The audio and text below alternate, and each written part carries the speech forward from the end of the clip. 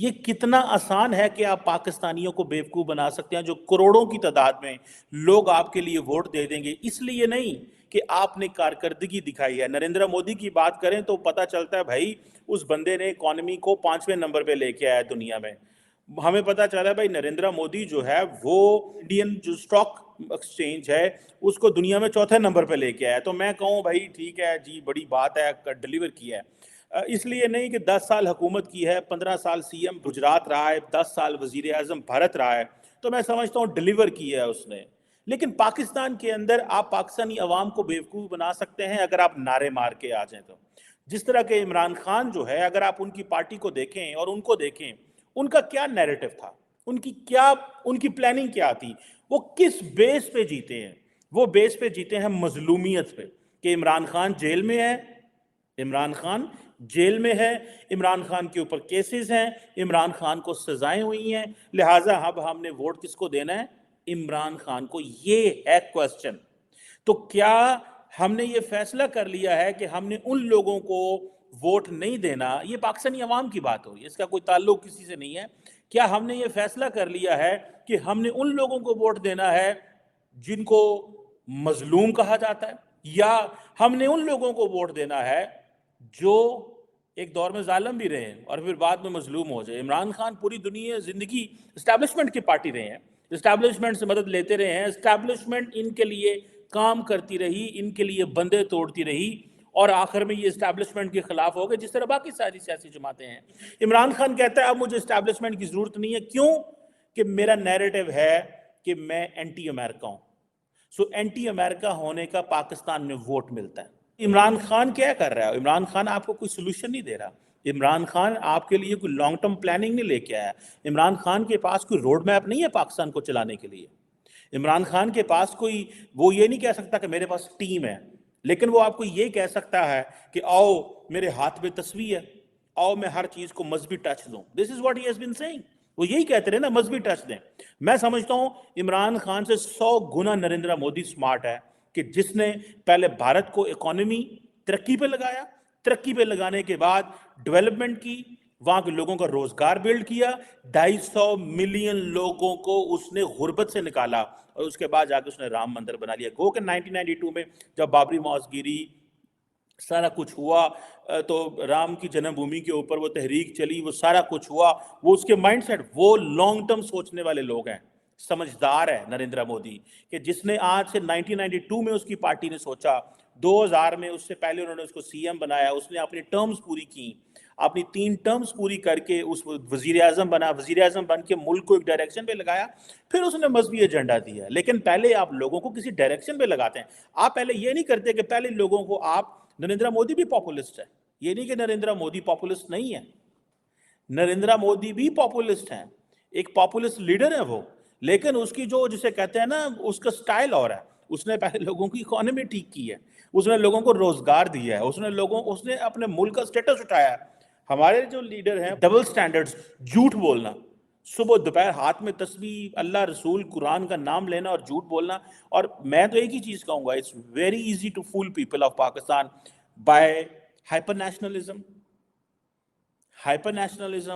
by religiosity, by anti-west sentiments, creating anti-west sentiment। ये 3 चीजें जिसके ऊपर कोई इकोनॉमिक परफॉर्मेंस नहीं है, कोई नेशनल लेवल की इकोनॉमिक रिफॉर्म्स नहीं है, कोई नेशनल लेवल पे कोई सोशल कॉन्ट्रैक्ट की बात नहीं है कि बलूचिस्तान के अंदर क्या हो रहा है, खैबर पख्तूनख्वा के अंदर क्या हो रहा है, कैसे कौम को जेल करना है। एक ही काम करना है, मैं कैसे आ सकता हूं और मेरी अपोजिशन जेलों में कैसे जा सकते हैं।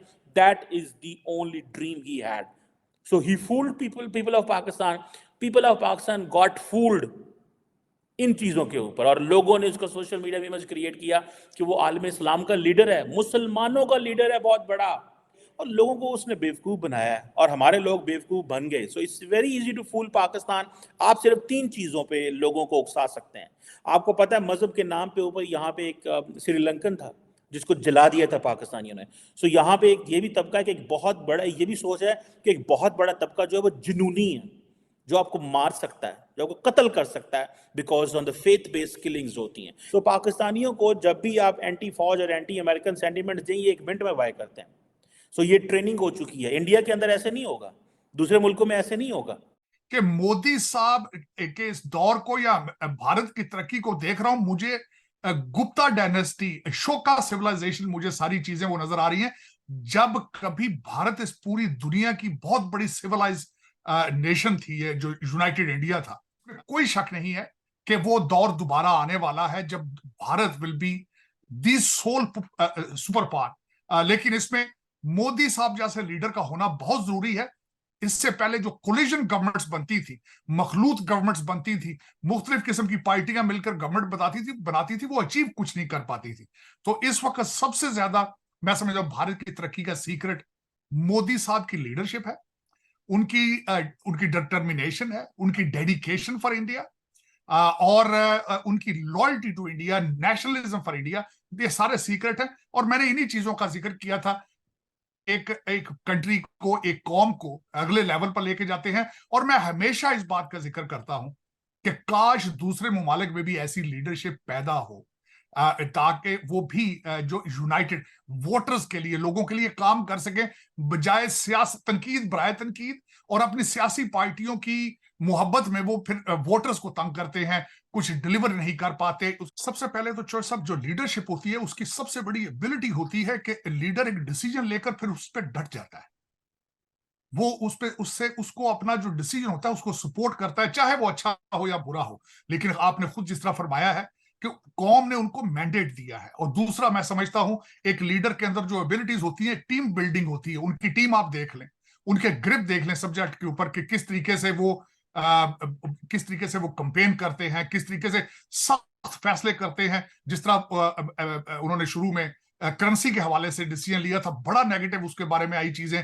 फिर उसके बाद कई दफा आपने देखा है कि उनके जो डिसीजन होते हैं वक्ती तौर पर लगते हैं कि बड़े रफ हैं, बड़े लो जी अब कौम घबरा जाएगी, ये हो जाएगा। लेकिन कुछ महीनों के बाद आप देखते हैं कि वो फैसला उनका ठीक होता है। ये एक मेरे ख्याल में एक अच्छे लीडर की, एक ताकतवर लीडर की एक खासियत होती है कि वो इसको डरना नहीं कहना चाहिए, इसको कहना चाहिए कि वो स्ट्रॉन्ग फैसले कौम के लार्जर बेनिफिट के लिए फैसले लेता है और फिर उस पर डट जाता है। पाकिस्तान में 266 सीटों के लिए वोटिंग अभी भी जारी है। वोटिंग में हो रही देरी ने सभी पार्टियों की टेंशन को बढ़ा दिया है। अभी तक 218 सीटों के नतीजा आ चुका है। इनमें से 83 सीटों पर इमरान खान की पार्टी पीटीआई, 65 सीटों पर नवाज शरीफ की पार्टी पीएमएलएन, 42 सीटों पर बिलावल भुट्टो जरदारी की पाकिस्तान पीपुल्स पार्टी और 27 सीटों पर दूसरी छोटी पार्टियों की उम्मीदवारों को जीत मिली है। पिछली रात नवाज शरीफ ने लोगों को संबोधित करते हुए दावा किया था कि उनकी पार्टी को सबसे ज्यादा सीट मिल रही है और वो सरकार बनाने के लिए दूसरी सभी पार्टियों के साथ बातचीत कर रहे हैं। नवाज शरीफ के बाद जेल में बंद इमरान खान ने भी विक्ट्री स्पीच दी।